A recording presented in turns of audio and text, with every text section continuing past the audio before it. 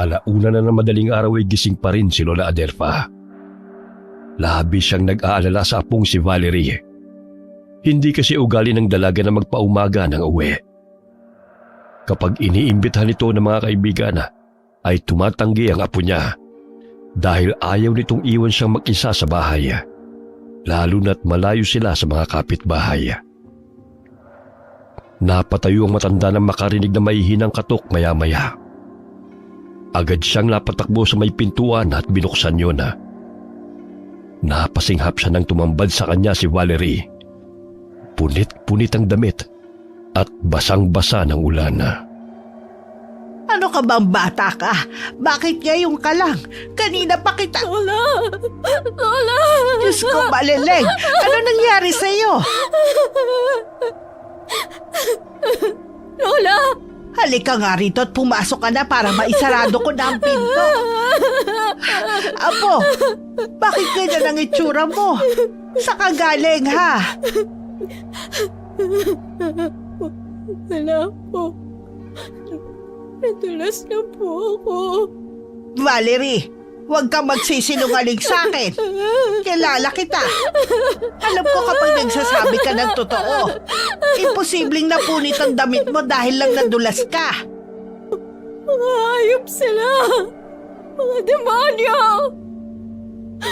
Binabay nila ako. Hindi ito totoo. Diyos ko, ang apo ko. Sino sila? Sino ang mga animal na lumabastangan sa'yo? Hindi ko po sila kilala.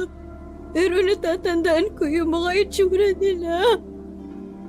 Lola, ano gagawin ko? Ang dumi-dumi ko na. Nandidiri ako sa sarili ko. Hindi ko na kaya humarap sa mga tao. Shh, apo. Huwag mo sabihin yan. Kumalma ka muna, ha? Nandito na si Lola. Wala nang pwedeng manakit sa'yo. Yung ano ko, Lola. Masakit. Mapti. At maraming dugo. Ang apo ko. Umupo ka na muna. Kukuha lang ako ng maligam-gam na tubig at damit na pamalit mo. Saglit lang ako, apo. Babalik ako agad. Isinusumpa ko. Magbabayad ng mahal ang mga gumawa nito sa'yo, Valerie. Isinusumpa ko. Magbabayad sila. Habang nasa kusina at naghahanda ng gamit panlinis ni Valerie, hindi maiwasang mapahagulgol ni Lola Adelfa. Awang-awa siya sa apo. Sa edad na 25 ay birhen pa ito. Mas mahalaga kasi kay Valerie na magtrabaho at alagaan siya, kahit palagi niyang sinasabi sa apo na malakas ba siya sa kalabawa. Pero tinupad ng dalagang pangako nito sa kanya. Wala itong pinansin o sinagod sa mga manliligaw nito. Nabanggit din ni Valerie sa kanya na mag-iipon ng dalaga at magpapatuloy sa pag-aaral. Pero paano pa matutupad ang pangarap na yun? Ngayong dumanas ang apo niya ng masalimuot na karanasan sa kamay ng mga taong halang ang kaluluwa. Sige lang, apo. Iyak mo lang ang lahat. Mailap ang hustisya para sa mga gaya nating dukha. Pero pangako, ipaghihiganti ka ni Lola. At titiyakin kong daranasin nila ng 10 beses na mas masakit pa. At mas masalimuot na pangyayari sa kanilang mga buhay. Ano po ang ibig mong sabihin, La? Saka ko na lang ipapaliwanag sa iyo, apo ko. Mas kailangan mo ngayon na magpahinga. Hayaan mo. Babantayan kita sa pagtulog mo. Kaya huwag ka matakot. Kung gusto mo, kakantahin ko yung paborito mong kanta para siguradong makatulog ka. Sige po, Lola. Basta huwag mo po ako iiwan. Natatakot po ako. Hindi kita iiwan. Hindi. Nandito lang si Lola Baleleng. Palagi.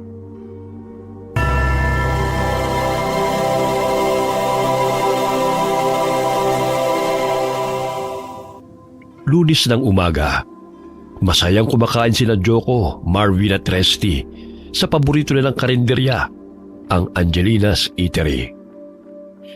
Nagulat sila dahil sa kakaibang lasa ng mga putahe roon.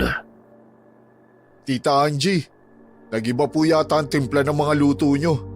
Habang tumatagal, pasarap ng pasarap ang mga luto ni Aling Lumen. Naku, ilang araw nang wala si Lumen, Joko. Bago na ang cook namin. Masarap ba ang luto niya? Buti naman at di ako nagkamali sa pagkuha sa kanya. Eh sino po yung bago nyong tagaluto? Thunders na rin po gaya ni Aling Lumen? Kasi mukhang sanay na. Ang sarap ng mga putahe nyo for today's video, Tita Angie. Pa-take out nga po ng isang order ng afritada. Ako rin po, kaldereta at adobo. Dinuguan naman sa akin, Tita Angie. Napakasarap. Masasabi kong mas magaling po yung bago nyong cook kaysa kay Aling Lumen. Naku, talaga ba?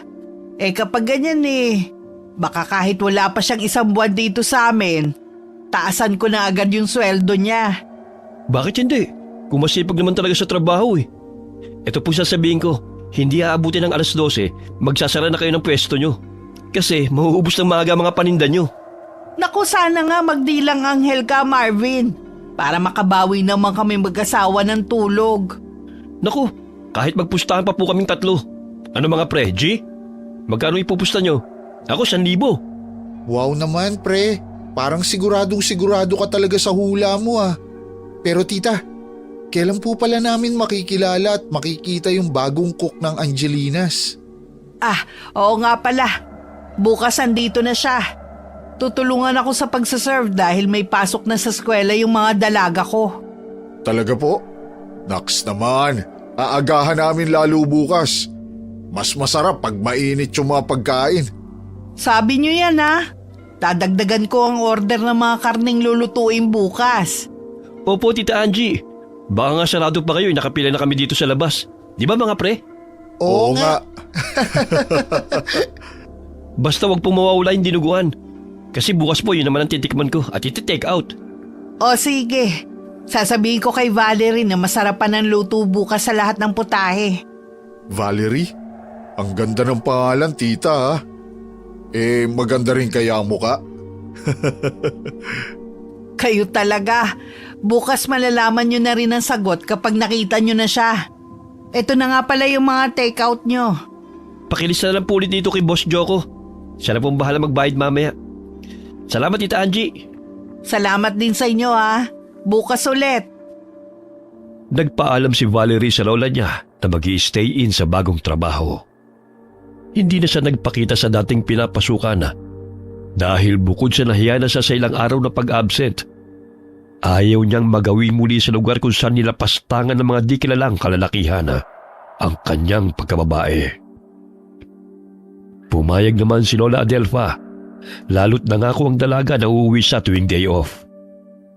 1 beses lang yon sa 1 linggo, pero ayos na rin sa kanya dahil kahit papano, may oras siya para bisitahin at dalhan ng suplay ang pinakamamahal na abuela. Natuwa si Valerie dahil mabait ang boss niyang si Angelina, pati na rin ang mga anak nitong dalaga at asawang si Ringo. Ineng, ayos lang ba sa'yo kung dito ka sa pwesto matutulog? Para sana makapamili ka na habang wala pa kami. Nasa kabilang building lang naman ang bilihan ng mga prutas at gulay eh. Dito naman sa gusali natin ang mga isda, karne at kakanin. Pati yung pwesto ng suki nating grocery at bigasan. Alam mo na, malayo ang lugar namin sa bukid pa. Kahit umalis kami doon ng 1:00 ng madaling araw 4:00 na kami makakarating dito sa tindahan. Naku, ayos lang po. Mas okay nga yun para pagdating nyo, nakaredy na po lahat. Maagang magbukas yung mga suki nating magkakarne at maaga po sila umorder ng kape. Kaya nga, Ineng. Naku, mabuti na lang talaga at dalaga ka pa. Si Alin Lumen kasi may asawa at may mga apo na. Kaya hindi pwedeng stay in. At hindi rin namin maobliga na pumasok ng sobrang aga. Tsaka mabuti na lang Sa edad mong yan, sanay ka na sa mga gawaing bahay. Tapos masarap ka rin magluto. Ah, iyon po ba? Bata pa lang po kasi ako, tinuruan ako ni Lola. Mas maigi raw po na marunong ang babae sa mga gawaing bahay. Ang galing naman pala ng lola mo. Halata nga na maayos ang pagpapalaki niya sa'yo eh. Nasaan nga pala ang mga magulang mo? Sabi po ni Lola, bata pa lang po ako, nasa poder niya ako. Naaksidente raw kasi sa gubat ang mga magulang ko. Isang gabi po na malakas ang bagyo. Tapos, para hindi niya laging maalala yon, lumipat po kami ng lugar. Doon na nga po sa tinitirhan namin ngayon. Nagsimula lang sa maliit na kubo hanggang sa mapalaki ni Lola. Nung medyo malakas pa po siya, nagtitinda siya ng dinuguan at mga ihaw-ihaw kaya po siya nakaipon. Doon din galing yung pinangtustos niya sa pag-aaral ko hanggang high school. Kaya naman pala napakasarap mong magluto lalo na ng dinuguan. Namana mo pala sa lola mo. Salamat po.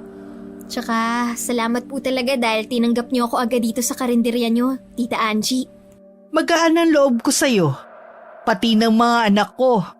Mas masaya nga sana kung dun ka sa bahay uuwi eh. Para makapag-banding kayo ng mas madalas. Kaso po, mas priority natin tong negosyo niyo. Di bali po, siguradong magkakaroon din po kami ng oras para makapag-bonding. Aba oo. Kapag may okasyon, hindi pwedeng hindi ka sasama sa bahay ha. Pwede mo rin isama ang lola mo. Talaga po? Naku, sana gumaling na agad si Lola. Hindi po mahilig yung dumayo kung saan-saan. Pero pag sa inyo, siguro naman po ayos lang sa kanya. May sakit ang lola mo, Valerie? Hindi mo nabanggit nung nakaraan ah. Opo. Nakalimutan kong sabihin. Ayoko nga muna sanang magsimula sa trabaho pero mapilit si Lola. Ayos lang naman daw po siya sa bahay. Nako, kawawa naman pala siya. Di bale, mabilis lang naman ang mga araw eh. Sa day off mo, bumili ka na rin ng gamot bukod sa pagkain at grocery. Ibibigay ko na yung pang isang buwan na sweldo mo. At padadalhan ko rin ng mga prutas ang lola mo. Talaga po? Naku, maraming salamat po. Hulog kayo ng langit sa amin ni Lola. Huwag mong isipin yun, Valerie. Mas blessing ka sa amin, no? Sa negosyo namin. Ikaw ang lucky charm ng Angelina's Eatery. O sige na, mauna na kami ha. May meeting pa kami sa school ng mga anak ko mamaya eh. Maaga namang pumapasok yung dishwasher natin. Kaya focus ka lang bukas sa pagluluto ha.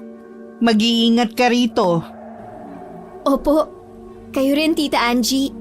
Ingat kayo sa biyahe. Nang makalis sa mag-asawa, ay napabuntong hininga si Valerie. Inilibot niya ang tingin sa paligid. Kumpleto na mga gamit niya roon. May salamin, mga pangangailangan sa araw-araw at mga pagkain. Binilhan din siya ng mga amo ng kutsyon, kumot at unan. Yun ang unang gabi na doon siya matutulog. Dahil noong mga unang linggo ng dalaga sa trabaho, ay umuwi pa siya sa bahay nila ni Lola Adelfa. Hindi na naman kagad dinalaw ng antok si Valerie ng gabing yun. Nakakaramdam man ng pamamahay, ay tinisyo ng dalaga. Hindi siya sanay na hindi katabi sa higaan ng kanyang Lola Adelfa. Pero ano ba naman ang kaunting sakripisyo para sa katuparan ng mga plano niya? Naalala niya ang huling pag-uusap nila ng kanyang abuela bago siya bumalik sa pinapasukang karinderya. Apo, sigurado ka ba na kaya mo na magtrabaho? Nag-aalala ako sa'yo. Opo, Lola. Kaya ko na po ulit. Lalo't nakita ko sila. Ang mga hayop na nagnakaw sa kainosentehan ko. Suki po sila sa karinderya ng mga amo ko. Totoo ba? Abay, napakaliit pala talaga ng mundo. Tama kayo lang. Hindi ko rin po akalaing ganun kabilis ko sila mahahanap. Kating-kati na po akong gumanti. Pero hindi ko alam paano ko gagawin. Apo ko, ipaubaya mo na lang sa akin ang bagay na yan. Hindi po, Lola. Ako ang maniningil sa mga animal na yon. Pero kakailanganin ko po ang tulong niyo. Paano, Apo? Sabihin mo kung paano kita matutulungan, Balelay. Alam ko po kung bakit tayo lumipat ng tirahan. Narinig ko sa mga kapitbahay natin sa dati nating tirahan na may lahi raw po tayong aswang. At yun ang kinamatay ng mga magulang ko. Kaya rin halos walang may gustong makipaglaro sa akin nun. Hindi po ba? Tama sila. Valerie, Huwag na po kayong maglihim sa akin. Matagal ko na rin namang alam. Pero nanahimik lang po ako. Ang totoo, umiyak po ako noon. Kasi hindi pala tayo normal. Kasi kailangan nating umiwas sa mga tao para di tayo husgahan at katakutan. Pero ngayon, natutuwa po ako. At gusto kong hilingin sa inyo. Gisingin niyo na ang dugong aswang ko. Apo, alam mo bang isa sa mga dahilan kung bakit tayo lumipat ng lugar para makapamuhay ka ng normal at payapa. Ayoko matulad ng kapalaran mo sa mga magulang mo. Sa akin. Pero wala po tayong magagawa kung talagang yun ang nasa guhit ng aking palad. Lalo't hinihingi na po ng pagkakataon. Huwag kang padalos-dalos, Valerie. Pag-isipan mo munang mabuti. Bata ka pa, Apo. Marami pang magandang mangyayari sa buhay mo. Kaya si Lola na lang ang bahala. Matanda na ako. At malapit na rin sa dapit hapon ng buhay ko. Huwag kayo magsalita ng ganyan. Mahaba pa ang buhay mo, La. Kailangan pa kita. Lalong hindi ko rin alam ang gagawin ko pagpati ikaw nawala. Bueno, kung talagang desidido ka na, siguro nga panahon na para ipamana ko sa'yo ang butya. Handa na po ako, Lola. Pero tandaan mo, sa oras na maisaling ko to sa'yo, hindi ka na babalik sa pagiging normal na tao. Naiintindihan ko po. At tanggap ko na ang pagiging aswang ko. Isa pa, Apo. Natural na manghihina ako. At baka matagal bago ko gumaling pagkatapos ng ritual ng pagsasaling ko sa'yo ng mutya. Pero wag mo kong alalahanin. Ituloy mo lang ang pagtatrabaho para maisakatuparan mo agad ang plano mo. Paano kita magagamot para bumalik ang dati mong lakas, Lola? Dugo, Apo. Dalhan mo ko ng sariwang dugo tuwing uuwi ka rito.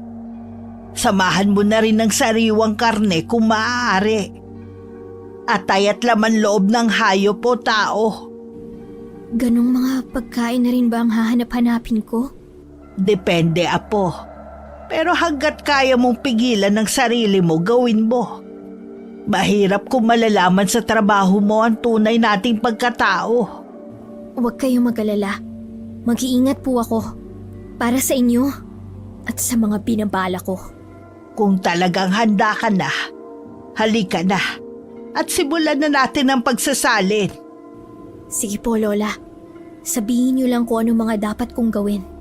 Labag ito sa kalooban ko. Pero para makamit mo ang hustisya, hindi ako tutupad sa pangako ko sa sarili at sa mga magulang mo. At naganap na nga ang pagsasali ng mutya kay Valerie ng gabing yun. Pagkatapos ng ritual ay nanghina ang matanda. Inalalayan ito ng dalaga upang makahiga ng maayos sa papag.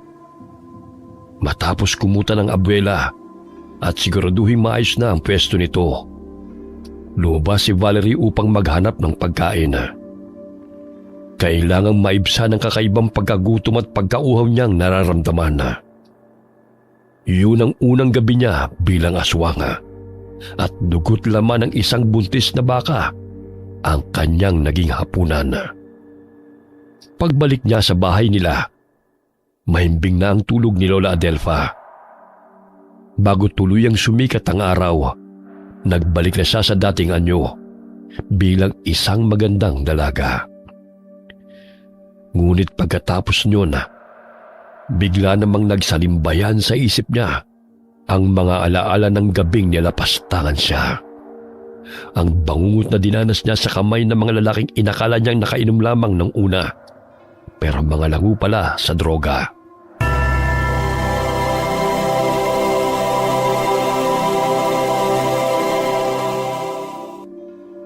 May pagmamadali sa kilos ng 18 taong gulang na si Valerie habang naglalakad pa uwi sa baryo nila.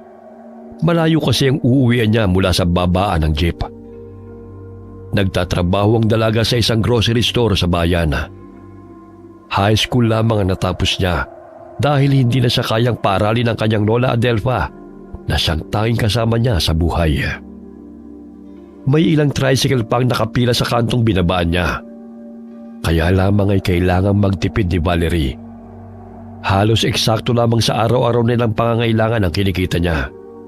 Kung minsan nga'y kulang pa dahil sa mahal na mga bilihin. Nang nasa parting masukol na ng daan si Valerie, ay kinabahan siya ng may matanaw na kalalakihan. Nagkakantahan ng mga ito at mukhang masayang masaya. Palibhas ay laki sa lola at maagang namulat sa hirap ng buhay. Mahila pang dalaga, lalo na sa mga lalaki. Palagi ring bili ng lola niya sa kanya na mag-iingat at huwag magpapagabi. Kaya lamang ay hindi niya natanggihan ang boss niya sa trabaho nang sabihin kailangan niyang mag-overtime.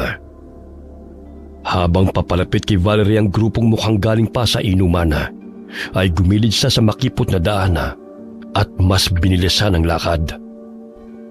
Ngunit bago pa siya tuluyang makalampas sa mga ito, ay napansin siya ng isa sa 3 lalaki at hinawakan siya sa braso.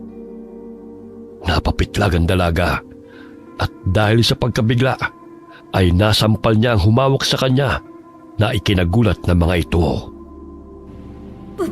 Pasensya na po, Mama. Nabigla lang ako kaya ko yun nagawa.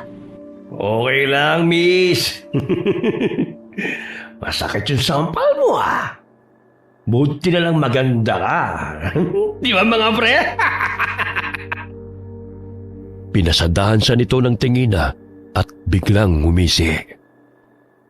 Noon lamang din napansin ni Valerie na mapupula ang mga mata ng mga lalaking nasa harapan niya. Ang iba'y tinititigan siya mula ulo hanggang paa. Maganda si Valerie. Kahit sa simpleng suit na blouse at kupasing maong pants, ay litaw na litaw ang magandang hubog ng katawan niya. Nakadagdag din sa kanyang kagandahan ang pagiging tisay na naman na niya sa kanyang namayapang ina. Tsaka maputi at napakakinis. Anong masasabi mo, Boss Joko? Panalo nga talaga mga bata. Jackpot! Halika na, miss. Sumama ka na sa amin. Ha? Saan po? Saan pa? Eh di sa langit. Sorry po pero hinihintay na ako ng lola ko. Sandali lang, Miss Beautiful. Masyado ka namang suplada Saglit lang naman tayo. Ay, natatakot ka ba sa amin? Gaganda lalaki namin 3. Lalo na tong bossing namin. Binata yan at malakas ang tuhod. Ayoko po! Paraanin niyo na lang ako, please! Kailangan ko na talaga umuwi! Yes, boss! Easy ka lang, baby girl. Hindi ka naman namin sasaktan. Paliligayahin lang. Wag! Para niyo ng awa! Tulong! Ang ayoko sa lahat, pakipot at maingay. Di ka madala sa santong dasalan, ha? Pwes, sa santong paspasan na lang. Mga bata, busalan yan at dalhin doon sa talahiban. Bilisan nyo na bago pa may makakita sa atin. Yes, boss? Sumang-ayon ang dalawa sa lalaking sa tingin niyang pinakamatanda sa grupo. Nagtawanan ng mga ito na may kasamang sipol at kumislapang mga mata sa pagkasabik. Nagpanting naman ang tenga ni Valerie at akmang sasampalin muli ang lalaki. Pero sa pagkakataong yun ay nasalo nito ang kamay niya at sa isang iglap, namalay na lamang ng dalagang pinagtutulungan na siyang buhatin ng mga ito papunta sa masukal na damuhan. Saka pa lamang niya napagtanto kung anong panganib ang naghihintay sa kanya. Nagpapalag si Valerie at nagmamakaawa sa mga ito. Ngunit kahit napaos na sa kasisigaw, ay tila mga bingi ang tatlong lalaki. Baka sa matinding pagkasabik sa mga muka, sa kagandahang nakalatag sa kanilang harapan. Tila mga hayop na hayok ang itsura ng mga ito ng gabing yun. At muntik pang mag-away kung sinong maunang gumawa sa kanya ng kababuyan. Sa huli nagkasundo rin ang pinakamatandang mauna. At pagkatapos ay sumunod naman ang dalawang magpasasa sa murang katawan ng walang kalaban-labang dalaga. Ilang beses siyang pinagsamantalahan ng mga ito bago tuluyang iniwan na parang basura sa damuhan. Bumuhos ang malakas na ulan, kasabay ng pagluluksa ng dalaga sa bagay na matagal niyang iningatan. Ni sa hinagap ay hindi niya naisip na gano'n ang kanyang magiging kapalaran. Tahimik silang namumuhay ng kanyang lola. Wala naman silang inaapakang ibang tao. Kaya naitanong niya sa Diyos kung bakit siya pa. Kung bakit sa kanya pa nangyari ang ganong kalapastanganan. Pinunasan niya ang mukhang hilam sa luha. Ang kaninang malungkot na mga mata ay biglang nanlisik sa galit habang inaalala mga mukha ng mga taong nagnakaw sa kanyang dangal. Sisiguraduhin kong hindi niyo rin makakalimutan ang mga ipaparanas ko sa inyong mga hayop kayo. Ibabalik ko ng 10 beses ang sakit at kababuyang pinaranas niyo sa akin!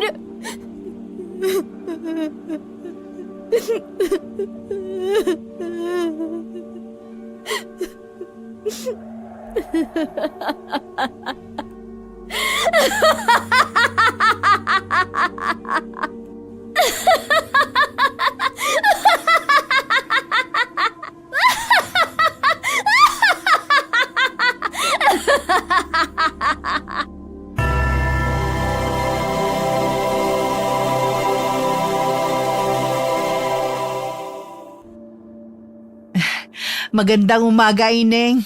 Kumusta ang tulong mo dito kagabi? Ayos naman po. Buti maaga kayo ngayon, Tita Angie. Oo nga sinuwerte. Nakakuha agad kami ng tricycle sa may highway. Tapos hindi pa traffic. Ito na ba yung mga niluto mo? Ang bilis Opo. Mas maaga kasi akong nagising kanina kesa kahapon. Tapos saktong maaga na nagbukas yung mga pwesto ng gulay sa kabilang building. Si Junjun pa, nag-volunteer na siya na lang daw yung magde-deliver ng mga kape habang wala pang huhugasang mga plato. Naku, napakaswerte naman namin sa inyo. Pareho kayong maaasahan. Oo nga pala, pasuyo ako Valerie ha. Kapag tapos ka na magluto ng para sa almusal, tulungan mo muna akong mag-serve. Nandito naman si Ringo Wala kasi yung 2 dalaga ko. Alam mo naman pag madaling araw hanggang umaga dagsa ang tao. Lalo't Huwebes ngayon, may tiyangge. Sige po, walang problema. Malapit na rin namang maluto tong munggo at dinuguan. Ay naku, maraming nag-aabang dyan. Lalo na yung mga suki kong binata. Yung dun sa kinukuhanan natin ng karne. Sige na. Maiwan muna kita dyan ha. Sunod ka na lang dun sa akin mamaya. Opo, Tita. Lihim na napangiti si Valerie nang halos hindi magkamayaw ang mga customer nila, partikular ang mga kalalakihan. Bukod sa talagang masasarap ang mga nakahaing putahe, ay lahat nagnanais na makasilay sa bagong cook ng Angelina's Eatery. Tila ba sila nabatubalani sa kagandahan ni Valerie? Mas naging pabor sa dalaga ang paglabas mula sa kusina at tulungan sa pagsaserve ang among babae. Nang makita siya ng mga customer, ay daig pa ng mga ito ang nakakita ng artista. Wala na ang bakas ng dating Valerie na mainhin at simple, kaya sigurado siyang hindi siya mamumukhaan ng 3 lalaking hinahunting niya. Ang bagong Valerie ay mukhang palabana at kita ang magandang hubog ng katawan kahit sa suot na blouse at pantalong maonga. Kasama yun sa plano niya upang mas mapabilis mahulog sa bitag niya ang mga taong may malaking atraso sa kanya. Magkahalong gulat at sayang naging reaksyon ni na Angelina at Ringo. 9:00 pa lamang ng umaga ay halos ubos na ang paninda nila. Sinabihan si Valerie ng among babae na magluto ulit ng second batch ng silog meals, kaldereta, tapa, apritada, tinola, Bicol Express at 3 klase ng gulay. Walang karekla-reklamong sinunod naman yun ng dalaga. Grabe, Ineng. Nakita mo ba yun? Pati second batch na niluto mo naubos. Iba ka talaga, Valerie. Sana ganito araw-araw para mas maaga akong makapagpahinga. Naku, sana nga po. Nakakapagod pero masaya naman. Hindi natin namamalayan yung oras. Yun nga ang isa pang kagandahan dito. Hindi ka maiinip. Nakakapagod nga lang. Oo nga pala, maiwan ko muna kayo. Babayaran ko lang yung grocery at mga utang natin sa karne. Okay lang ba na ikaw na muna dito sa mga niluluto nating panimula bukas? Opo, kaya ko na tita. 3 putahe lang naman to. Pag natapos ako sa pagluluto, tutulungan ko si Junjun sa pagliligpit ng mga gamit dito sa tindahan. Salamat, Ineng, ha? At pasensya na kung hindi tayo matulungan ni Ringo pag mga ganitong oras. Kailangan niya kasing umuna ng uwi para magdala ng pagkain sa mga anak namin. Kayo talaga. Huwag niyo na pong isipin yun. Kayang-kaya naman namin ni Junjun. O siya, kikilos na ako para pag nakabalik ako agad, tutulong din ako sa inyong dalawa. Natagalan si Angie sa mga pinuntahan nito at bago pa makabalik ang amo ni Valerie, natapos na sila ni Junjun sa pagliligpit. Hindi na sila nagkwentuhan pa ulit. Nang maibigay ng among babae ang sweldo ng dishwasher na binatilyo, nag-iwan ito sa dalaga ng perang pamalengke. At matapos sabihin sa kanya ang mga bilin, ay nagpaalam na si Angie na uuwi na sa bukid. Ganun ulit ang naging setup nila kinabukasan. Mas dumami ang customer dahil kay Valerie at mas maagang naubos sa mga paninda nila. Dahil panatag naman si Angie na maaasahan at mapagkakatiwalaan ng mga tauhan nito sa karinderya, maaga itong nagpaalam na maagang uuwi dahil may darating daw silang bisita, mga kamag-anak ni Ringo na galing sa Maynila. Nang masigurong ayos na ang lahat, inabot ni Valerie kay Junjun ang sahod nito na iniwan sa kanya ng among babae. Akmang isasarado na ng dalaga ang karinderya nang biglang bumalik ang binatilyo at may inabot na bungkus ng bulaklak sa kanya. Nagulat pa siya dahil lang tatanungin niya si Junjun kung kanino galing yun, ay bigla na itong tumakbo paalis. Ano kaya nangyari doon at bigla na lang umalis? Tsaka, kanino kaya galing tong bulaklak? Resty? Tama? Oo, buti naman at tanda mong pangalan ko. Oo. Kasi kailangan lalo't itinoka na rin sa akin ni Tita Angie ang paglilista at paniningil. Bukod pa sa pagluluto at pagsaserve dito sa karinderya. May dagdag sahod naman siguro. Wala pa siyang nabanggit. Pero ayos lang din naman kung wala. Isasara mo na ba tong pwesto nyo? Oo, para makapagpahinga na rin ako. Ikaw, bakit nandito ka pa? Kanina pa sarado yung pwesto niyo Nakauwi na ako. Kailangan ko kasing maligo at magbihis para hindi naman nakakahiyang humarap sa'yo. Ha? Anong ibig mo sabihin? Sa akin galing ang mga bulaklak na yan, Valerie. Bakit mo ako binigyan ng bulaklak? Dahil gusto kita at liligawan kita kahit tumanggi ka pa. Paano kung may asawa na pala ako? Alam kong wala pa. Sigurado ako dahil nakapagtanong na ako kay Tita Angie tungkol sa'yo. Nako, sorry Resty ha. Pero trabaho yung dahilan kung bakit ako nandito. Hindi para magpaligaw. Hayaan mo lang ako, Val. Pag nakilala mo ako ng lubusan, sigurado ako, magugustuhan mo rin ako. Ikaw ang bahala.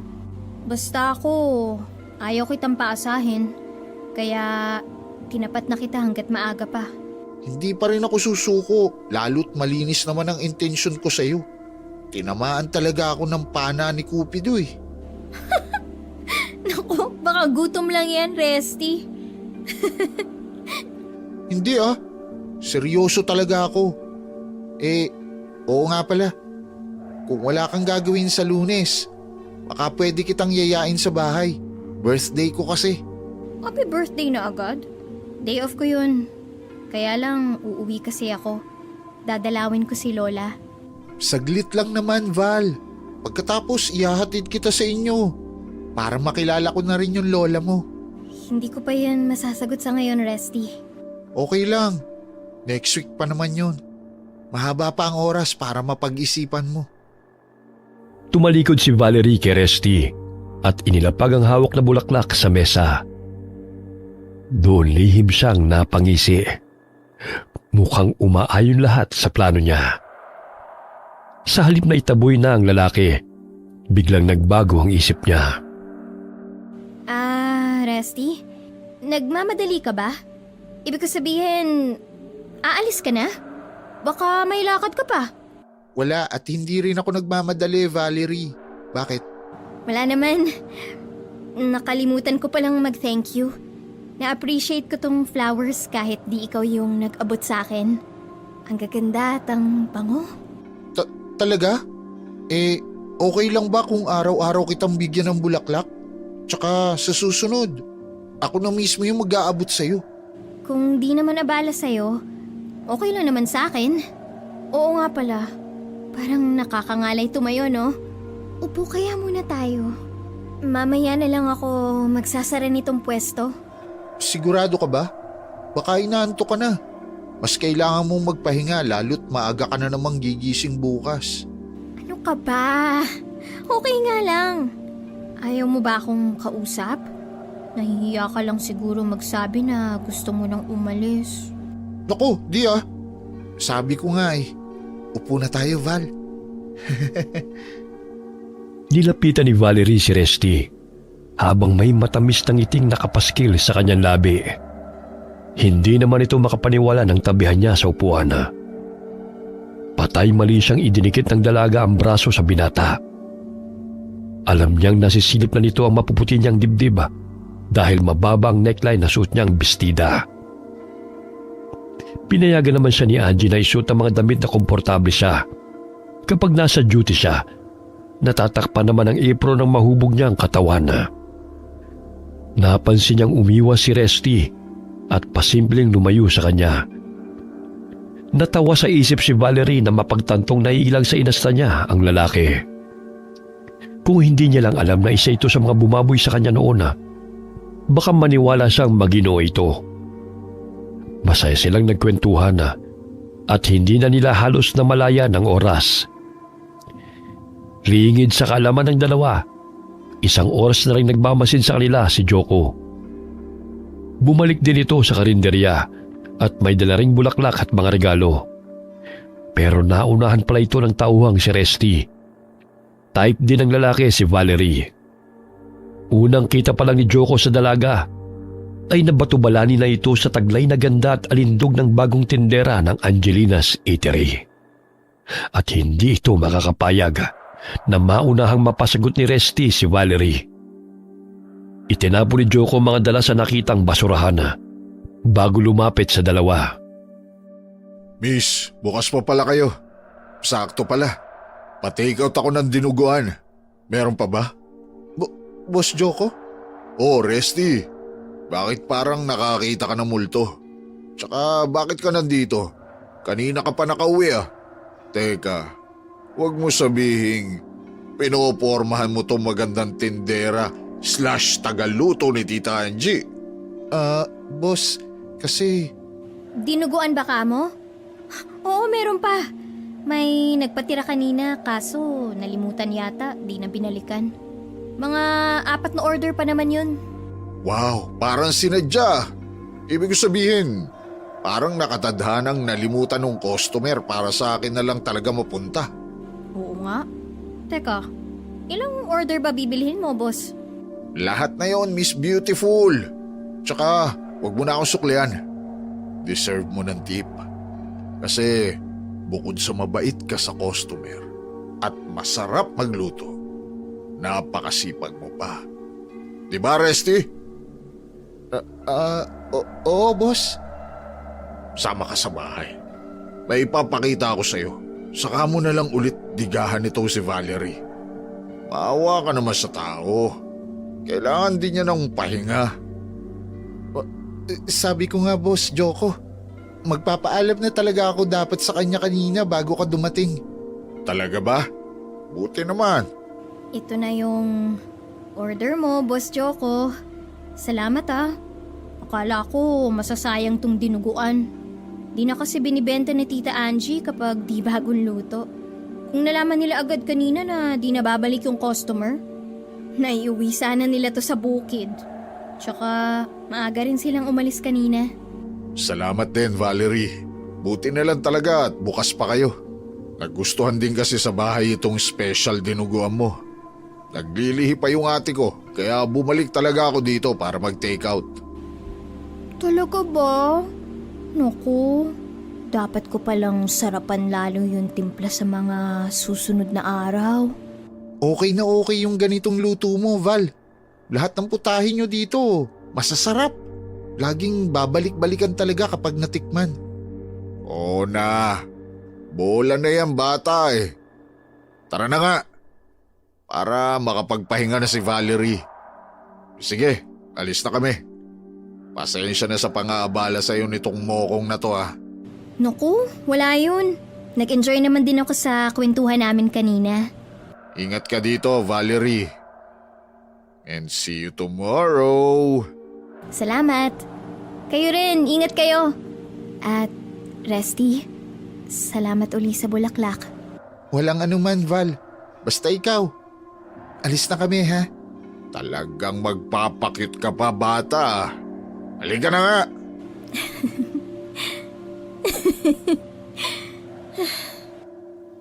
Pagkaalis ng dalawa ay nanlisik bigla ang mga mata ni Valerie. Hindi nakaligtas sa matalas niyang paningin ang mga pailalim na sulyap ni Joko kay Resty. Habang ang huli naman ay halatang natakot sa inasta ng amo nito. Hindi niya sinabi kay Resty, pero naramdaman niya kaagad ang presensya ni Joko kahit nung hindi pa ito lumalapit sa kanila. Naamoy niya ang lalaki mula sa malayo. Yun ang dahilan kung bakit niya pinigilan si Resty na umalis kaagad. Alam niyang iisa lang ang pakay sa kanya ng dalawa at gagamitin niya ang pagkahumaling ng mga ito sa kanya upang mas mapabilis ang plano niyang paghihiganti. Nang mga sumunod na araw, halos nagpaligsahan sa paniligaw kay Valerie sina Joko at Resty. Ipinakita at ipinaramdam niyang mas may pag-asa ang huli at lalo yung ikinainis at ikinaselos ni Joko. Pero walang gustong magpaubaya. Hanggang sa pati ang mga amo niya sa karinderya ay napansin ang tila pagkasira ng samahan ng dalawa. Tuwang-tuwa naman ang dalaga habang pinaglalaruan ng mga damdamin ng mga lalaking sumira sa buhay niya. Dahil masyadong natuon ang atensyon niya sa paghihiganti, ipinagpaliban muna ni Valerie ang pag-uwi sa bahay nila ni Lola Adelfa. Nang sumapit ang araw ng day off niya, ay pinaunlakan ng dalaga ang imbitasyon ni Resty. Salamat talaga, Val. Akala ko tatanggihan mo yung invitation ko eh. Nagpaalam ako kay Tita Angie at pumayag naman siya. Kaya lang, wala akong nabiling regalo, Resty. Di pa kasi ako nakakauwi. Madadaanan ng bayan papunta sa bahay namin. Naku, wag mo isipin yun. Your presence is enough, Valerie. Ito na yung pinakamasayang birthday ko kasi kasama kita.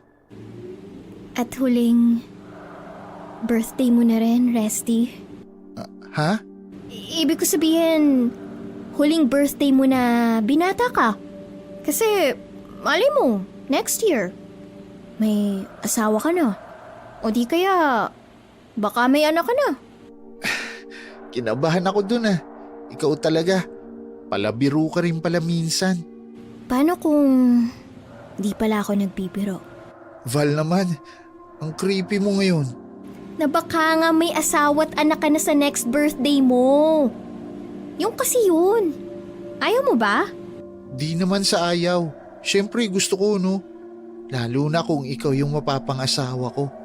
Pero, takot ka bang mamatay, Resty? Oo naman. Kasi di pa ako ready. Tsaka ang bata ko pa. Marami pa akong pangarap sa buhay. Ako rin. Pero sa isang iglap, nawasak lahat yon. Kaya nga ang pangarap ko na lang ngayon, makaganti sa mga taong sumira sa mga pangarap ko. Anong ibig mong sabihin? Gusto mo talagang malaman? Kaano mo ako kamahal, Resty? Kaya mo bang tanggapin? Pati ang nakaraan ko? Oo naman. Kahit ano pa yon, Val. Sobrang mahal na mahal kita. Tsaka, seryoso talaga ako sa'yo. Kaya nga kahit tinanggal ako ni Boss Joko sa trabaho, itinuloy ko pa rin yung panliligaw ko sa'yo. Tinanggal ka niya? Kailan pa? Oo, pero okay lang. Marami pa namang ibang pwedeng pasukan. Halika na. Paalam na tayo sa pamilya ko para maihatid na kita sa inyo. Excited na akong makilala ang lola mo. Hindi maiwasang humanga ni Valerie kay Resty dahil sa mga ipinakita nito sa kanya. Ngunit kahit pa nalaman niyang mabuti naman pala itong tao kapag walang impluensya ng bawal na gamot, hindi na magbabago pa ang isip niya. Gaya ng hindi na rin magbabago ang katotohanan na isa rin ito sa mga lumapastangan sa kanya. Nakangiti ang dalaga habang nasa biyahe sila ni Resty. Siguradong matutuwa ang lola niya kapag nalaman ito kung sino ang kanilang bisita.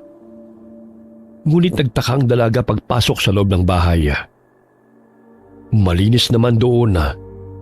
Napansin lang niya na halos ganun ang itsura ng bahay nang umalis siya. Parang walang nagbago. Napakatahimik din. Naisip na lang niya na baka maagang nagpahinga ang kanyang lola Adelfa.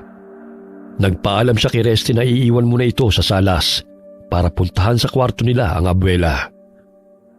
Ngunit hindi inaasahan ni Valerie ang tanawing tumambad sa kanya. Nakahiga sa papag si Lola Adelfa. Nakadilat ang mga mata nito. Ngunit hindi na humihinga ang matanda. Lola! Lola! Ano nangyari sa'yo?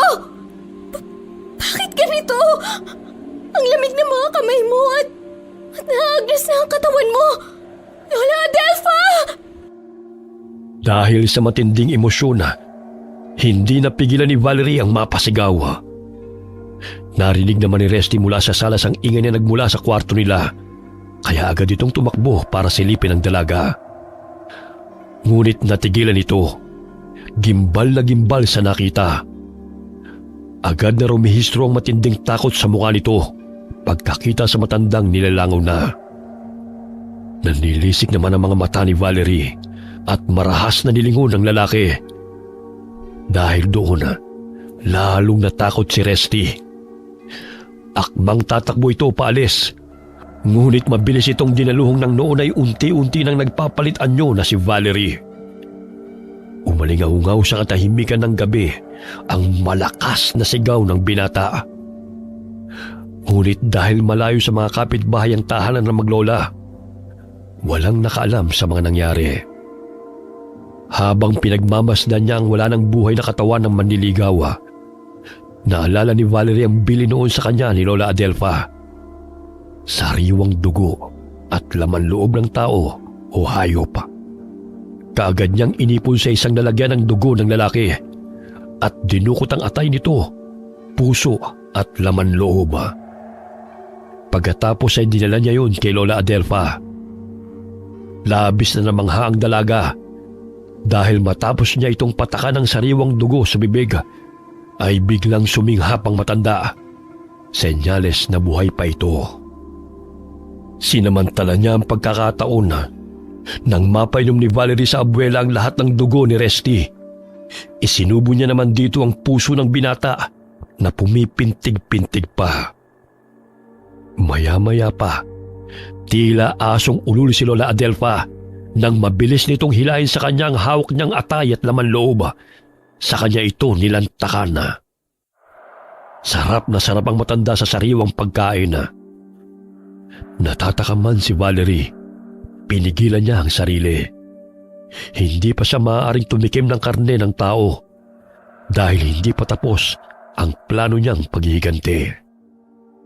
Sige lang, La. Magpakabusog ka at magpalakas ulit. Sayang nga lang, hindi mo siya nakilala. Mabait sana siya. Maginoo at pakiramdam ko, mahal niya na talaga ako. Pero walang kahit sino at kahit anong makakahadlang sa mga plano ko. Valerie, apo ko. Bakit ngayon ka lang umuwi? Pasensya na po. Marami kasing trabaho sa karinderya. Kailangan ko nga bumalik agad. Pero wag po kayong mag-alala. Mag-iiwan naman ako ng maraming pagkain para sa inyo. Okay lang po ba kung lutuin ko na lang? Yung putahe na di madaling masira o mapanis? Adobo la, para pagkain mo na hanggang sa susunod na linggo. Kuha lang ako ng 1 kilong karne kasi may paglalaanan ako nun.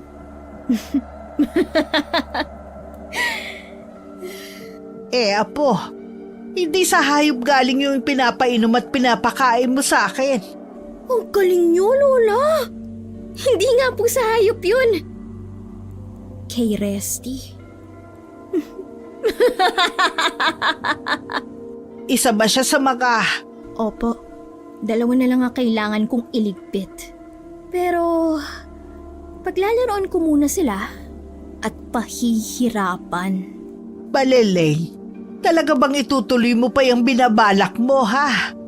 Nasimulan ko na po at may naitumba na ako. Ngayon pa ba ako aatras? Kanina nga, natutukso na akong tumikim ng dugo niya. Pero tiniis ko ang matinding pagkauhaw. Nakakapuslit naman ako sa pwesto namin dahil doon ako natutulog kapag gabi.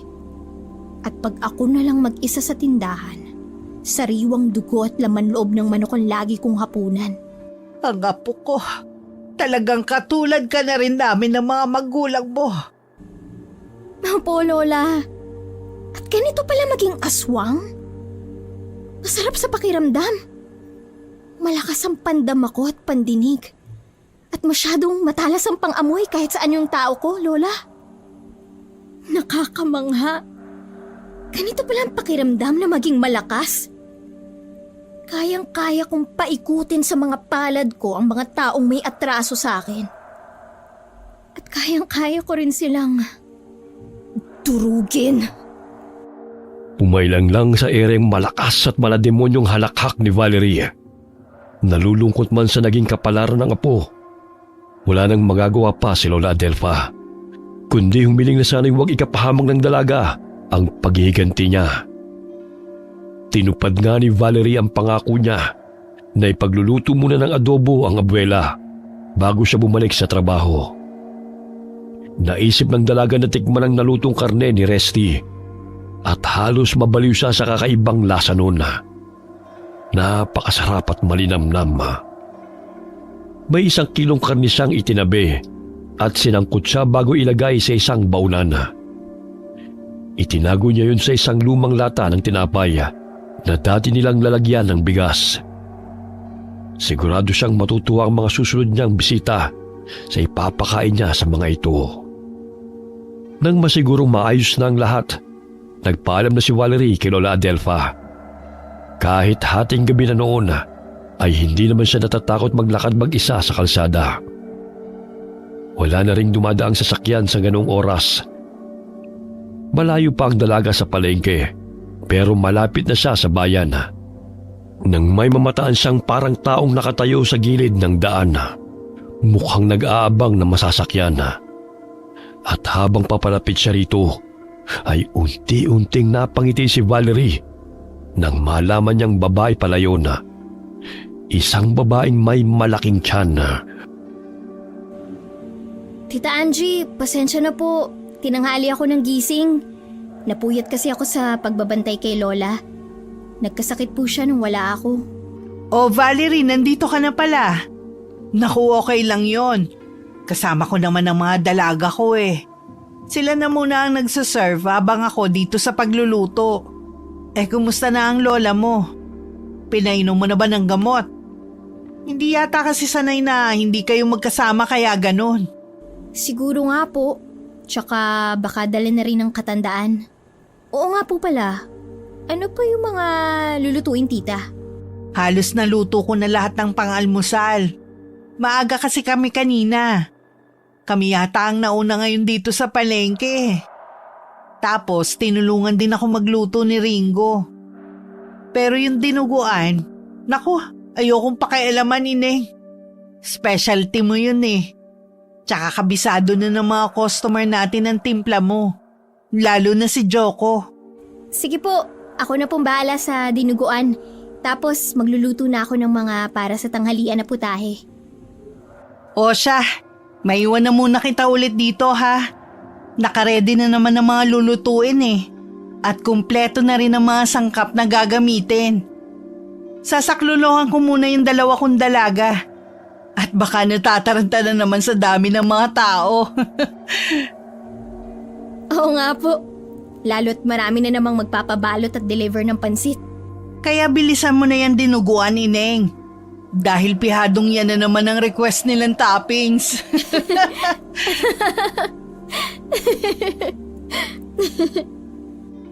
Samantala, sa pwesto ni na Joko, kausap ng lalaki ang isa pa nitong tauhan, si Marvin. Hindi siya nagsisising sinesanti niya ang traidor na si Resty. Mas mahusay namang matadero si Marvin kumpara sa dati niyang tauhan. Oh, ikaw na munang bahala dito ha. Kakain muna akong almusal kay na Valerie. Pagkabalik ko, ikaw naman ang kumain. Pero bilisan mo lang dahil maya-maya dagsana naman ang mamimili. Boss, may sasabihin pala ako. Kaya lang, hindi ko alam kung paano eh. Natatakot kasi ako. Natatakot? Punyeta! Ano ka, bakla? Teka, ano ba yon? May tinabla ka ba sa suki natin sa tawas? Hayop na to. Pagpati ako napahamak dahil sa kagaguhan mo, malilintikan ka talaga sa akin, Marvin. Naku, hindi boss. Iba ito. Ayokong kumain kina Tita Angie. Doon na lang ako sa dati nating suki. Ayokong mahawa sa pagiging aswang. Anong sabi mo? Aswang? Langya ka naman talaga, Marvin, oh. Nakailang gramo ka ba kagabi? Tsaka, bakit ka tumira ng di ako kasama, ha? Loko to, ah. Wala akong karga, boss. Matino ang isip ko. Tsaka, totoong sinasabi ko. Pansin mo ba wala si Resty ngayon? Alam ko kung bakit. Natural, wala. Sinisanti ko eh. Isa pa, ano naman pakialam ko sa ahas na yon? Kasi baka patay na siya, Boss Joko. Pinatay ng aswang. Ako, tingilan mo ako dyan sa mga kalokohan mo, ha? Lakas ng trip mo, gago. Sige na, alis na ako. Sisilay pa ako kay Valerie. Boss, maniwala ka. Nagsasabi ako ng totoo. At yung Valerie na yon, mag-iingat ka sa kanya, boss. Hindi natin siya kilala. Hindi natin alam yung pinagmulan niya. Bigla na lang lumitaw ng tindera kina Tita Angie.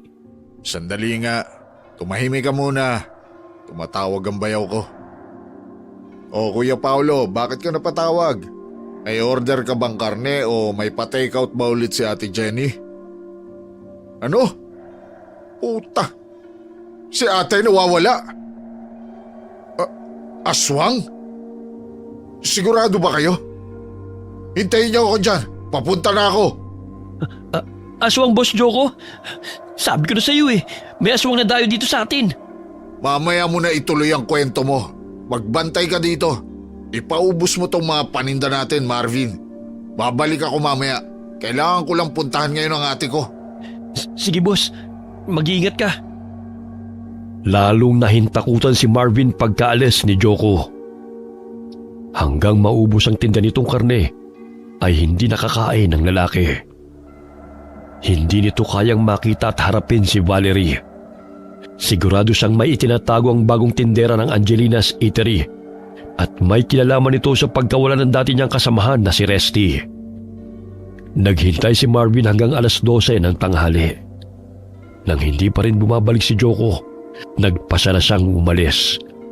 May balak siyang puntahan na siya lamang ang tanging nakakaalam. Hello, Miss Beautiful? Oops! Teka lang. Huwag ka muna magsasarado. Kakain pa ako eh. Marvin? Kilala mo talaga halos lahat dito, no? Bakit? Para ba alam mo kung paano mo kami iisa-isahin? Sinong balak mong isunod kay Resty, ha? Ako? O si Boss Joko, ha? Hindi ko alam kung anong sinasabi mo. Huwag ka na mag-deny! Alam kong alam mong tinutukoy ko! Nasaan si Resty, ha? Anong ginawa niyo ng kasama mong halimaw sa kaibigan ko? Pwede ba? Huwag kang sumigaw. Di ako bingi. At ang baho ng hininga mo. Yan! Lumalabas din ang tunay mong kulay, Valerie. Suplada, mataray, palaban. Mas gusto ko yan. Mas lalo kong nanggigigil sa'yo. Baliw. Umalis ka na nga. Bumalik ka na lang kapag matino ka na ulit. Alam mo, parang nakita na kita eh. Pati yung sexy mong boses, parang narinig ko na eh. Hindi ko lang maalala kung saan eh. Di kaya sa panaginip ko? Sige lang. Mag-ilusyon ka lang. Sa bagay, hindi ko rin naman talaga masisisi si Resty at Boss Joko eh. Iba ka eh. Kakaiba yung taglay mong alindog, Valerie. Pero, aswang ka eh, ha? Anong sabi mo? Sinundan ko kayo ni Resty mula sa bahay nila hanggang sa bahay niyo.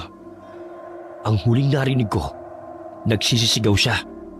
Parang takot na takot. Wow, nasasaktan? Sabi mo sa akin, anong ginawa mo sa kanya, ha? Nasaan na siya? Hindi ko alam. Hindi ako tanungan ng nawawala. Nawawala? Tignan mo. Sa bibig ko na mismo nang galing. Nawawala siya. Tama nga sila. Ang isda sa bibig na uhuli. Valerie. Hindi kaya kayo ang may kagagawan sa pagkawala niya? Ang boss mo. Kasi gusto niya ako at karibal niya si Resty. Tinagsalalamunan. Tapos, gusto niyo lang ibintang sa akin. Magaling! Napakagaling! Alam mo, ang galing mong umarte, no? Pero akala mo mapapaikot mo rin ako gaya ni Resty at Boss Joko. Yun ang malaking pagkakamali mo, Valerie. Ikaw yung aswang, no? Na sumalakay sa atin ni Boss. Pinatay mo rin ba si Resty? Kung ako sa'yo, Marvin, aalis na ako. Tingin mo talaga matatakot mo ako, ha? Anong laban ng isang babaeng gaya mo sa malakas na lalaking tulad ko? Huh? Kahit aswang ka, maaga pa naman eh. Hindi ka pa magpapalit ng anyo. Kaya maglaro muna tayo. Bahay-bahayan ang gusto ko. Halika rito. Doon tayo sa loob, Valerie. Bitiwan mo ako! Ano ba? Talagang papalaga pa, ha? Dapat sa'yo! Choco! Kung nagulat si Valerie sa biglang pagdating ni Joko, ang lalaki naman ang nagulat nang bigla niya itong yakapin. Hindi na rin napigilan ng dalaga ang mapaiyak, sabay subsob sa balikat ng lalaki. Maya-maya'y naramdaman niya ang marahang paghaplos nito sa batok niya, pababa sa likod niya. Noon unti-unting napangisi si Valerie. Buti na lang hindi ako nahuli ng dating. Sabi na nga ba't type ka rin ang gagong ko eh. Huwag mo akong iwan, Joko. Natatakot ako. Huwag ka na umiyak. Di kita iiwan. Di rin kita pababayaan. Basta magtiwala ka lang sa akin. Paano siya? Nawalan yata ng malay. Di siya pwedeng magtagal dito, Joko. Pati ikaw. Baka may makakita sa inyo at makarating to sa mga amo ko. Mawawalan ako ng trabaho. Ako lang ang inaasahan ng lola ko. Lalo ngayon na may sakit pa siya. Huwag ka magpanik, okay? Ganito ang plano. Pero ang una, kailangan mo munang kumalma. Iuupo ko muna si Marvin dito sa labas. Yung hindi mapapansin na walang malay tao, sakaling may dumaan o magronda ng mga gwardya. Tapos isarado mo na tong tindahan. Anong gagawin natin pagkatapos? Tulungan mo ko, Val. Aalalayan natin si Marvin palabas papunta sa kotse ko. Tapos, okay lang ba kung dun muna tayo sa inyo? Pero may pasok ako bukas. At ikaw din. Alam ko yun. Huwag kang mag-alala. Di tayo a-absent. Ihahatid kita dito mamaya. Kailangan lang na mailabas natin si Marvin. Pag inalalayan natin siya palabas, iisipin ng makakakita kung sakaling meron na lasing lang to. Sige, sandali lang, isasarado ko lang tong tindahan. Sana walang makakita sa atin hanggang sa makapasok tayo sa kotse mo. Huwag ka masyadong mag-alala, okay? Akong bahala. Makakauwi tayo sa bahay nyo na di nagkakaaberya. Sumang-ayon na lang si Valerie kay Joko at sa naisip nitong plano. Ang hindi alam ng lalaki, pabor na pabor sa kanya ang ideya nito. Lihim na nagdiwang sa isip ang dalaga. Napakabilis lang ng mga pangyayari. Akala niya'y mahihirapan pa siya at matatagalan sa pagsasakatuparan ng mga susunod niyang hakbang. Ngunit tadhana na mismo ang kumilos para sa kanya. Akalain niya bang sabay pa niyang mahuhuli sina Joko at Marvin at walang kahirap-hirap na madadala ang dalawa sa bahay nila. Joko, Oh, ano yun, Val? wala ka bang naaalala sa lugar na to? Saan? Diyan sa kasukalan? Wala. Ano namang maaalala ko dyan? Wala naman. Baka lang napadaan ka na dito dati. Napakabihira naming madaanan ng parting to. Lalo't masukal, Valerie. Biro pa nga ng iba. Baka dyan daw nagtatago yung sinasabi nilang aswang na gumagala ngayon. Aswang? Naniniwala ka sa ganun? Dati hindi. Pero sa nangyari sa ate ko, mukhang totoo nga ang aswang. Kaya din kita pinuntahan sa pwesto nyo. Naalala ko kasing noong minsang nabanggit ni Tita Angie na doon ka raw natutulog. Baka pati ikaw, mabiktima ng punyetang aswang na yon. Bakit, Joko? Anong nangyari sa ate mo? Nawawala siya. Pero malakas ang kutob ng pamilya ko na aswang nga ang may kagagawa. O pwede ring si Resty. Ang gagong yon. Oo nga. Baka ngayon ko lang naisip. Posibleng dahil sa galit siya sa akin, pati si Ate Jenny na buntis, dinamay niya. Napakahayop niya talaga. Di mapagkakatiwalaan. Si Resty? Tingin mo magagawa niyang ganung bagay sa'yo? Ilang beses ko na rin siyang nakausap. Mabait naman siya eh. Nagpapanggap lang yon, Valerie. Siyempre, para mahuli ang loob mo. Pero yung pala, halangang kaluluwa. Umanda talaga siya sa akin pag nakita ko siya. Pagsisisihan niya na akong kinalaban niya. Pigil na pigil ni Valerie ang sariling mapahalakhak ng malakas dahil sa naging takbo ng usapan nila ni Joko. Mukhang wala nga itong maalala sa mga nangyari nung gabing ginahasa siya. Marahil dahil sa sobrang lango ang mga ito sa pinagbabawal na gamot. Hindi niya alam kung maaawa sa kasama.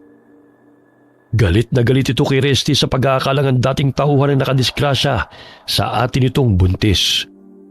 Naisip ng dalaga na kung nagkataon pala na buhay pa ang binata, siguradong mag-aaway ang tatlo o magpapatayan.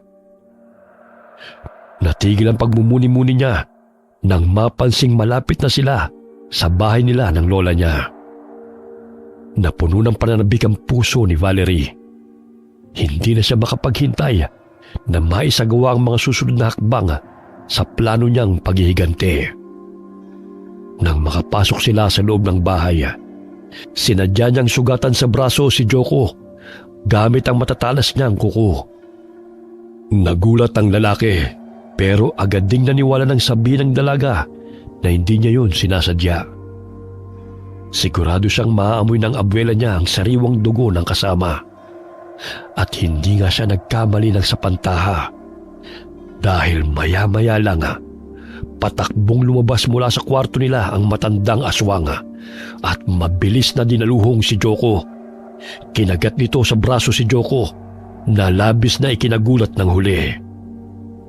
Habang ang atensyon ng lalaki nakatuon kay Lola Adelfa, kumilos si Valerie para sa susunod na hakbang. Malakas niyang pinalo sa ulo ang lalaki gamit lamang ang mga kamay niya hanggang sa tuluyan itong bumagsak sa sahig. Kumpleto na si Lala. At may bonus pa. Tara na po sa kusina. Oras na para magluto. Si Lola Adelfa na nooy may tumutulo pang dugo sa bibig ay nakamasid lamang at sunod-sunuran sa apo. Nauna pa itong magtungo sa likod bahay para sindihan ang mga kahoy na nakasalansana na tila naghihintay na lamang ng pakukuluan. Si Valerie naman ay naging abala sa kusina sa pagtadtad ng mga bagong karne. Isang putahe lamang ang nasa isip niya na lulutuin para sa dalawa niyang espesyal na bisita. Ngunit gusto niyang ihahain sa hapag ay magkaibang bersyon ng luto nilang maglola. Ayan na po. Dahan-dahan lang ang halo ha. Hindi yung ginagawang parang nilaga. Dinuguan yan. May ritmo dapat. Parang sayaw. Sayaw po?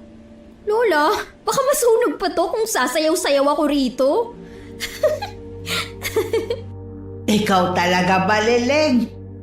Basta apo, kapag nagluluto ka, dapat malasahan mo yung timpla pag tinikman mo na. Hindi lang basta luto. Dapat mo ring isa puso. Yan na naman kayo, La. Puso! Gusto ko lang matutunan to kasi sabi ng mga taong bumibili noon ng paninda mo, ito raw ang pinakamasarap na dinuguan na natikman nila.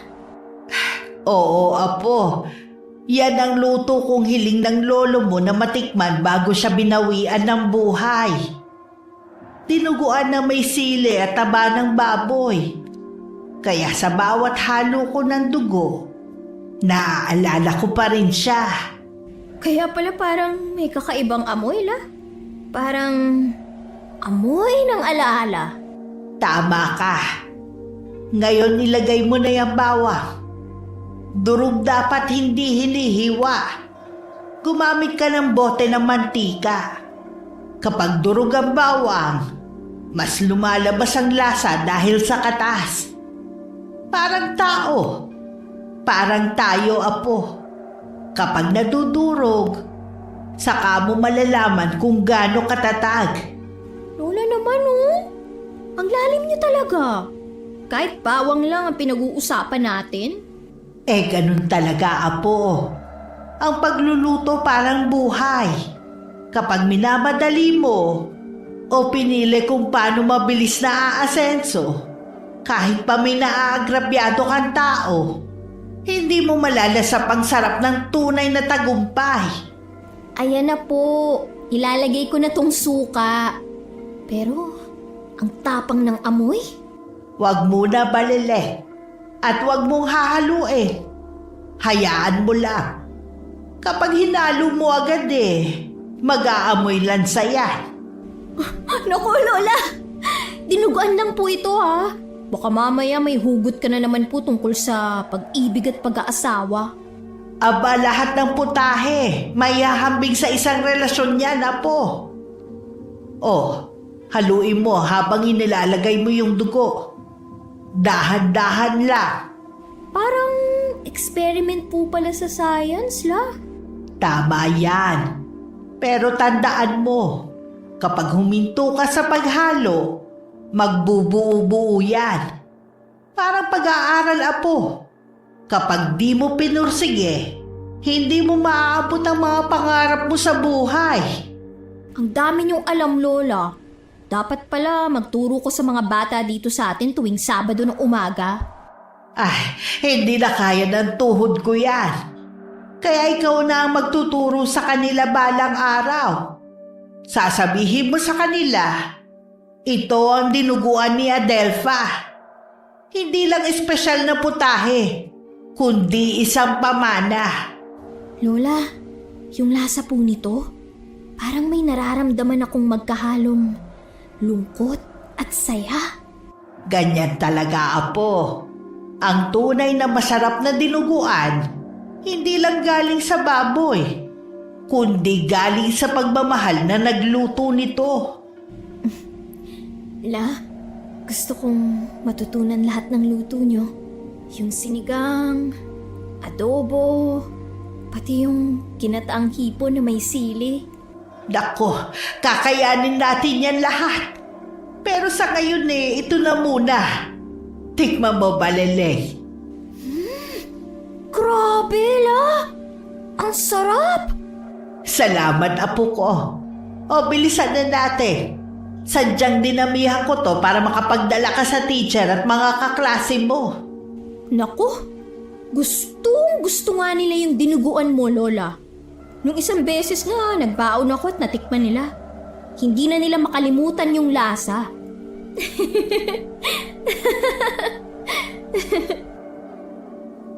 Habang nagluluto sina Valerie at Lola Adelpha, ay biglang lumitaw sa balintataw ng dalaga ang isang malayong alaala. Ang panahon kung kailan siya tinuruang magluto ng abuela niya ng special recipe nito. Dahil doon, mapait na napangiti siya. Simple lamang at masaya ang pamumuhay nila noon. Hindi niya sukat akalaing hahantong sila sa ganong sitwasyon na kinakailangan niyang kumitil ng buhay hanggang sa puntong pati ang mga taong walang atraso sa kanya ay nadamay. Val? Aswang! Hello, boys! Gising na pala kayo? Tamang-tama. Kakatapos lang namin ni Lola magluto. Naku, siguradong magugustuhan nyo to kasi super paborito nyo. Sabi nyo pa, ito ang specialty ko. Lola mo? Halimaw ang lola mo? Boss Joko, alam mo na rin?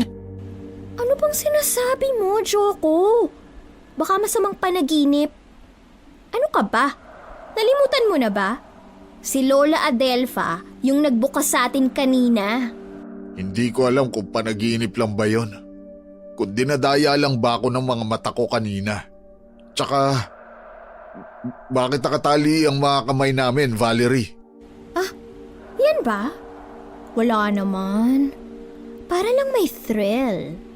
Susubuan ko na lang kayong dalawa. Para mas sweet. Ayaw niyo ba ng ganon? Boss Joko, nilalansi lang tayo ng babaeng yan. Baka mamaya kung ano pang ipakain sa atin yan. Nasa katinuan ka na ba ulit, Marvin? May kasalanan ka sa akin kanina. Pero buti na lang, tumating si Joko. Sige, pinapatawad na kita. Pero, sa isang kondisyon. Uubusin mo tong inihanda kong hapunan para sa'yo. Hindi, ayoko. Hindi ako kakain yan. Baka mamaya mauwi pa ako sa pagiging aswang. Aswang? Sino? Sino pa ba? E di ikaw. Ako? Sa ganda kong to? Alam mo, Marvin, malala ka na. Kaya kailangan mo talagang kumain dahil mukhang nalipasan ka na ng gutom. Ano ba talagang trip mo, Valerie? Trip? Hindi to trip, Choco. Adik lang yung nang titrip. Kaya pati yung mga inosenteng tao nadadamay. Apo, nagugutom na ako. Ay, Sorry po, La. Sige po, kain na tayo. Choco? Marvin? Subuan ko kayo, ah. Siguraduhin mo lang na pagkain talaga ang ibibigay mo sa amin. Oo naman. Bagong luto nga to eh. Mainit pa. Ikaw ba muna ang susubuan ko o itong si Marvin? Ako na muna. Sige. Eto na. Ano? Masarap ba? Akong nagluto niyan. Nalalasahan ko nga yung timpla mo. Paborito ko kasi yung luto mong dinuguan, di ba? Pero parang ibang klaseng karne ang ginamit mo. Malinamnam masyado. Siguro dahil sariwa yung karne. Bago. Oh, Marvin. Ikaw naman subuan ko, ah. Tinuguan din to pero luto naman ni Lola. Ano? Sarap, diba? Ang sarap nga. Sorry Valerie, pero parang mas masarap pa to kaysa sa luto mo. Okay lang. Alam ko naman na mas masarap talaga luto ni Lola.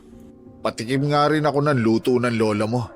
Sabi sa inyo eh. Tsaka, pasensya na kung wala tayong kanin ha. Di ko kasi alam na wala na pala kaming bigas. Malayo pa yung bilihan, sa bayan pa. Boss, sayang, wala tayong alak. Masarap tong pulutan. Siraulo ka talaga. Hay ka pa nga. Gusto mo pang umalak dyan? Valerie, subuan mo ulit ako. Ang sarap talaga eh. Teka, nakakahalata na ako sa iyo ah. Val, ako naman ang subukan mo. Ay naku, napakaseloso mo talaga. Oh, eto na. Nga. Ayan, halos maubos yun ang tig-isang pinggan na dinuguan. Sabi na nga ba't masasarapan kayo? Lola, pakikuha naman yung mga dessert. Wow boss, may dessert pa pala. Grabe Val, busog na kami sa dinuguan pa lang. Heto na ang mga lechon na po. Putang! Ate Jenny! Ha? Resty?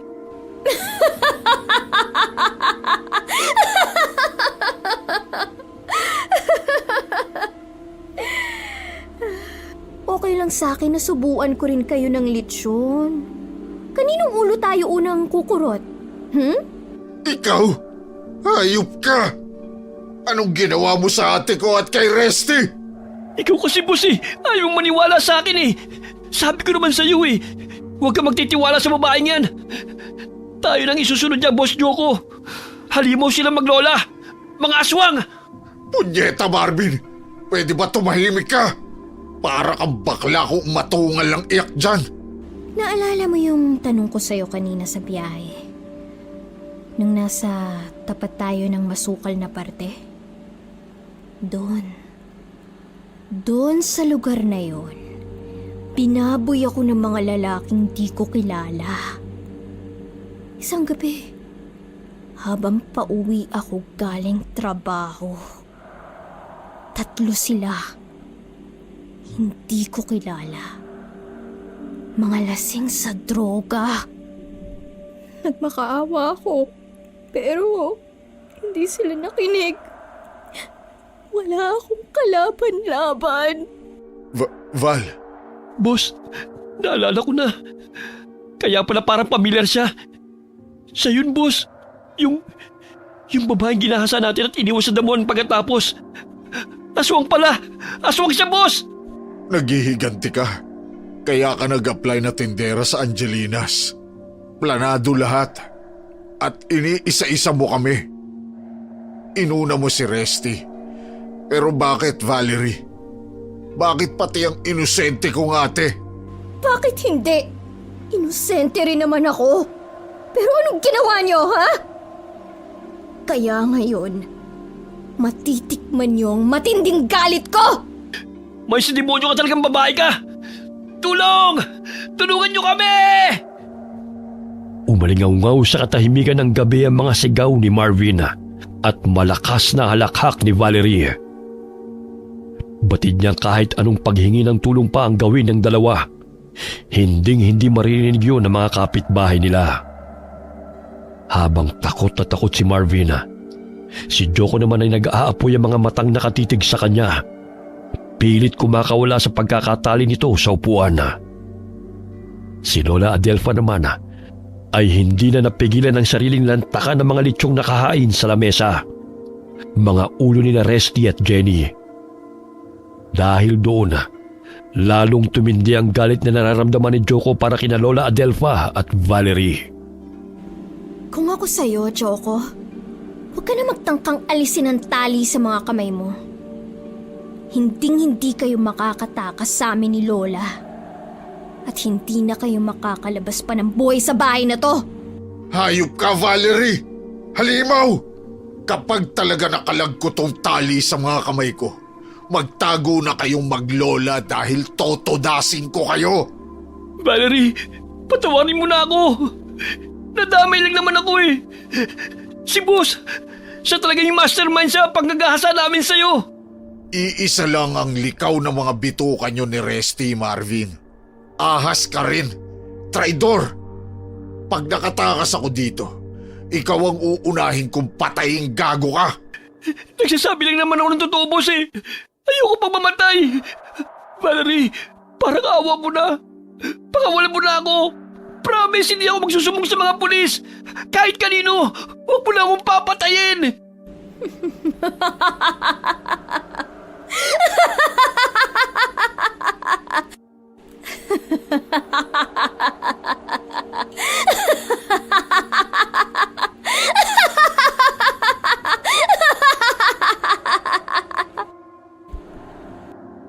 Sumenya si Valerie kay Lola Adelfa gamit ang isang kamay niya. Nakuha naman kaagad ng abuela ang ibig niyang ipagawa rito. Mabilis sa mga kilos ng matanda. Kahit halos busog na sa paglantak sa dalawang litsyong ulo na tinanggihang kainin ni na Marvin at Joko. Nagsisisigaw ang duwag na si Marvin, pero saglit lamang yun dahil ginilit ni Lola Adelfa ang leeg nito gamit ang matatalas na mga kuko na matanda. Nang bumulwak ang sariwang dugo ng lalaki, ay nagkukumahog na ininom yun ng matandang aswang. Nanlaki naman ang mga mata ni Joko, ngunit maya-maya nagtagis ang mga bagang nito. Mas lalong napahalakak si Valerie pagkaalala kay Jenny. Wala talaga sa plano niyang idamay ang pamilya ng kahit na sino sa tatlong lalaki. Nagkataon lamang ng isang beses, nakita niya sa pwesto ni na Joko ang ate nito. Kaya nang makita niya si Jenny sa gilid ng daan, ay namukha niya ang babae. Imbis na dumiretso sa trabaho, bumalik muna sa bahay nila si Valerie para dalhin ang katawan ng buntis na si Jenny. Walang nagawa si Joko nang pilit na ipinakain ni Valerie ang hawak na hilaw na karne ni Marvin dito. Kapirasong laman na galing sa may bandang leeg ng lalaki. Nang subukang iluwayo ni Joko, ay malakas na sinampalito ng dalaga. Paulit-ulit habang umiiyak siya at nagsisisigaw sa galit. Kainin mo yan. Total hayok ka naman sa laman, di ba? Baboy ka! Binaboy niyo ako! Kaya deserve mo lang din babuyin. Kainin mo lahat ng isusubo ko sa'yo. O ikaw ang ipapakain ko sa lola ko. Lola Adelfa! Pagkarinig sa pangalan ng matanda, ay nagkumahog si Joko na lunukin ang nasa loob ng bibig nito. Ginawa ng lalaki ang lahat upang huwag lamang masuka dahil sa sobrang takot sa matandang aswang. Lalo't nasaksihan nito kung paanong walang kahirap-hirap na pinatay ni Lola Adelfa si Marvin. Pagsisihan man ito ang nagawa noon kay Valerie dahil sa sobrang pagkalasing sa droga ay huli na. Alam nitong hindi titigil ang maglola hanggat hindi nakakamit ang hustisya. Napamahal na si Joko kay Valerie, pero malabong mapatawad ito ng dalaga. Napaluhanan ng tuluyan ng lalaki nang maalala ang kalunos-lunos na sinapit ng tauhang si Marvin. Alam ni Joko, walang ibang dapat sisihin sa nangyari kundi ang sarili. dahil ito ang may pasimuno sa panggagahasa nila noon kay Valerie. Tumigil sa paghalakhak si Valerie at walang imik na naglakad palabas ng kusina. Nang bumalik ito at muli itong humarap kay Joko, ay tumambad sa lalaki ang isang sanggol sa lampe na karga ng dalaga. Napasigaw muli sa galit si Joko. Humalakhak si Valerie na parang nababaliw, ngunit may luha sa mga mata. Tahimik lamang na nakamasid sa may pintuan si Lola Adelfa. Tingnan mo, Joko. Pati ang inosenteng sanggol nadamay dahil sa kademonyohan mo. Magiging masaya sana ang pamilya ng ate mo. Kung hindi sila nadamay mag-ina sa galit ko. Aswang ka nga! Halimaw! Hindi ka na naawa sa pamangkin ko, Valerie! Awa? Alam mo pala ang salitang yan, Joko? Maya-maya pa'y naglakad si Valerie at tinungo ang lamesa. Noon napansin ni Joko ang hawak niyang palakol. Bumakas sa magkahalong puot at sindak sa mukha ng lalaki. Ngunit wala itong ibang nagawa kundi ang umiyak. Awang-awa na sa kalagayan nito at sa maaaring sapitin ng anak ni Jenny. Mabilis sa mga sumunod na pangyayari. Muling sinenyasan ni Valerie si Lola Adelfa. Kaagad sinunggaban ng matandang aswang si Joko hanggang sa mawalan muli ito ng malay tao. Hinang-hina si Joko nang muling magkamalay. Ilang araw na siyang walang kain. Naramdaman ng lalaki ang unti-unting paglaki ng tiyan niya at ang mga bagay na gumagalaw sa loob noon. May mga pagkakataong napapasigaw siya sa sakit dahil parang hinahalukay ang tiyan niya. Alam ni Joko na hindi na rin siya magtatagal. Ngunit parang may iba pang planong gawin sa kanya si Valerie. Mukhang hindi pa tapos sa pagpapahirap sa kanya ang dalaga. Hindi na rin niya nalaman kung anong ginawa ng maglola sa kaawa-awang pamangkin niya. Sa kabila ng lahat ng mga nangyari, mas pinili pa rin niyang humingi ng tawad kay Valerie. Patawad, Val.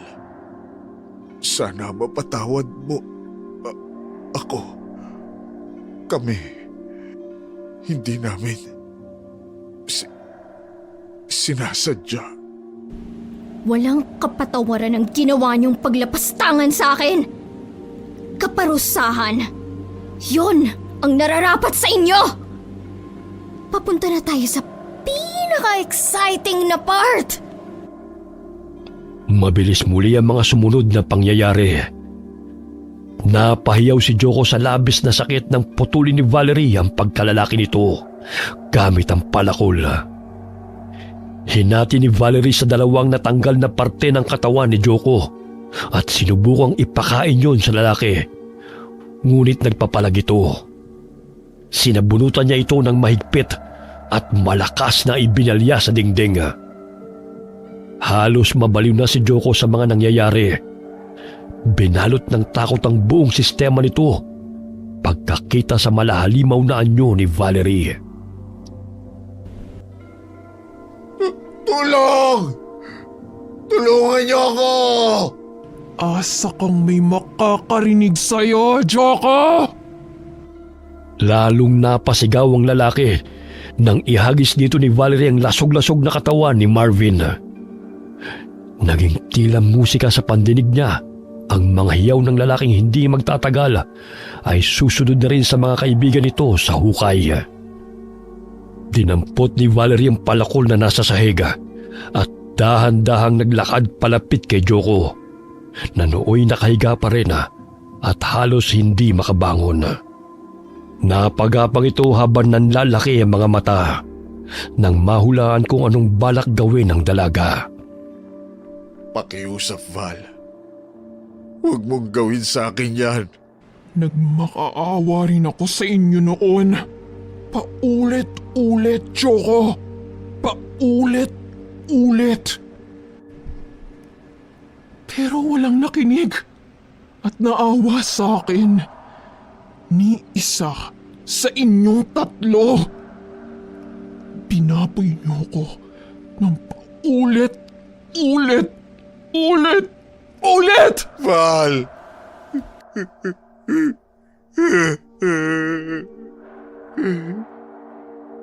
Ngunit nagmistulang bingi si Valerie sa mga pagmamakaawa ni Joko.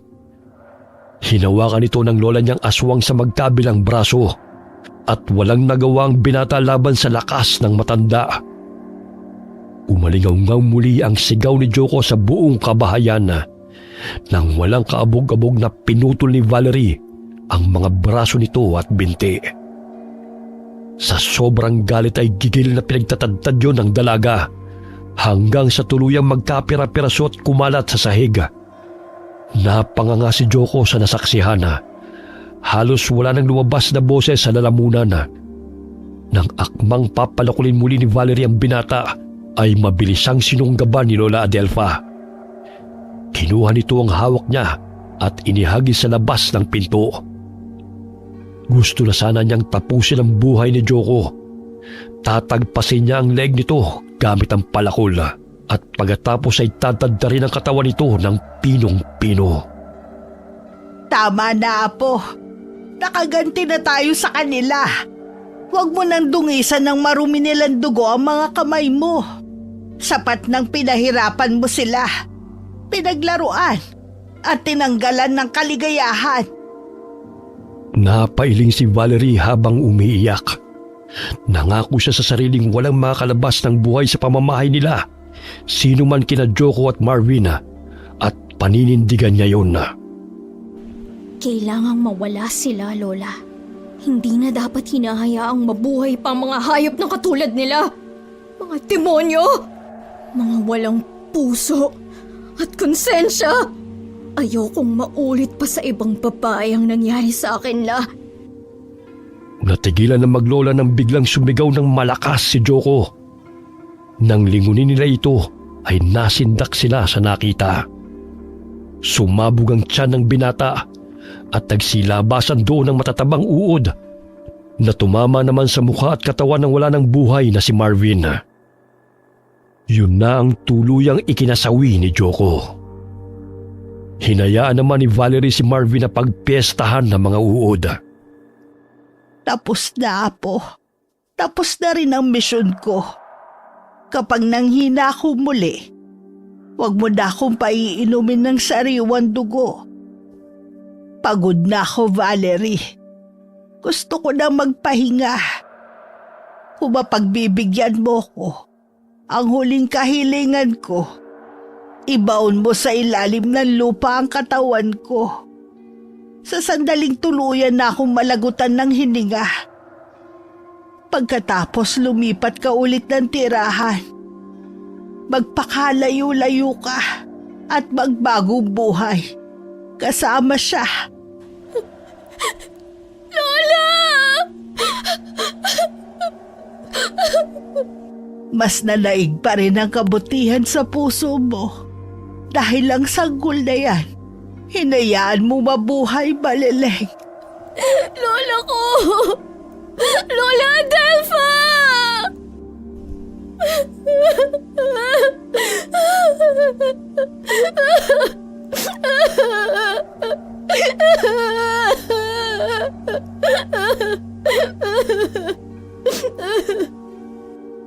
Walang emosyong ikinandado ng dalaga ang bahay na naging tahanan nilang maglola sa mahabang panahon.